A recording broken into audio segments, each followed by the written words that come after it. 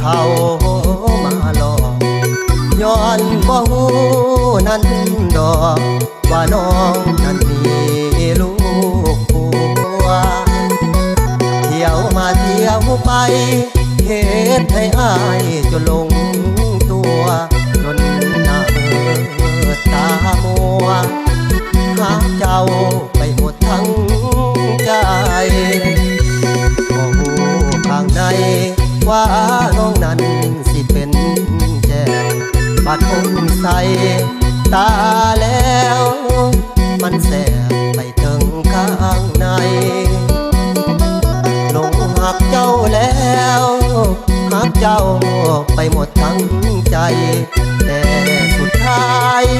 บ่ได้ย้อนว่าน้อง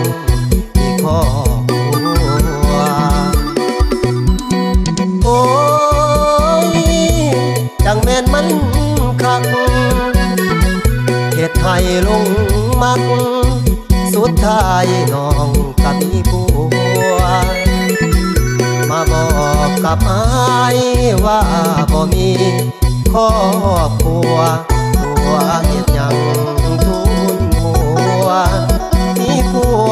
ยังมาตัวอายต่อไปนี้น้องอย่ามาหยอกอายย่านผัวน้องจับได้มันสิมีปัญหาทางไทยทางมันตาเด้อให้ว่า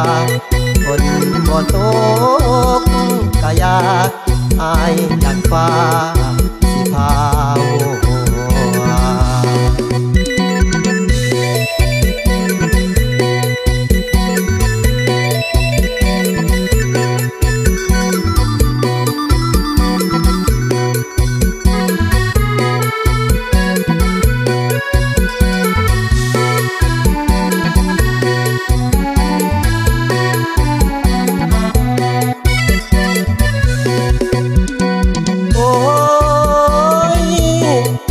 มันคักเหตุให้ลงมักสุดท้ายน้องก็มีผัวมาบอกกับอายว่าบ่มีครอบครัวตัวเหตุยังทุนหัวมีผัวยังมาตัวอาย